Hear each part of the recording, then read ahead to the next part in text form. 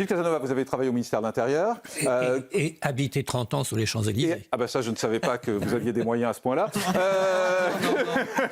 Il y a une vingtaine d'habitants, vous savez, c'est très, très rare, mais pas cher. Vous qui avez travaillé, alors ce qui m'intéresse, c'est surtout le ministère de l'Intérieur. Comment vous jugez ce qui se passe, le fait qu'on soit incapable d'assurer la sécurité pour le 31 décembre d'un grand concert?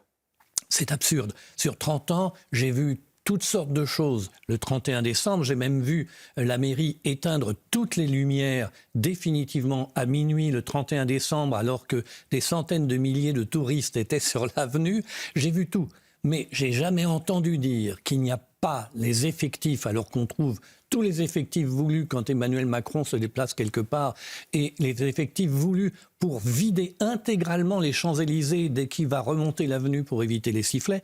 On ne trouve pas les effectifs pour le concert, mais on trouve les effectifs pour le feu d'artifice. Alors, ou bien on dit, les Champs-Élysées, on ne peut plus les tenir, c'est trop luxueux, les boutiques, les machins, etc.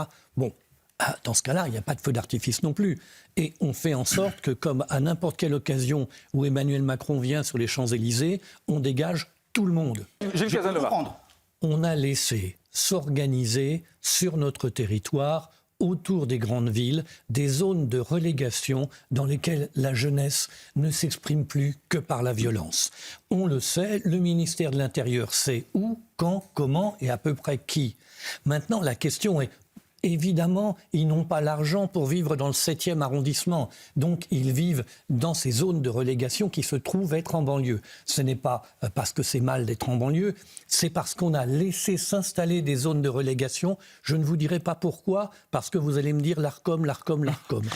Ça dépend. Non, on est pour la vérité. Donc, si ça reste mesuré, je suis prêt à tout entendre. C'est que on entasse là où il y a la pauvreté, des gens qui arrivent de régions du monde où règne le chaos. Si on ajoute les deux, on a des zones de relégation dans lesquelles on a des pauvres et des malheureux qui ne peuvent pas offrir un avenir à la jeunesse, et donc la jeunesse s'exprime par la violence.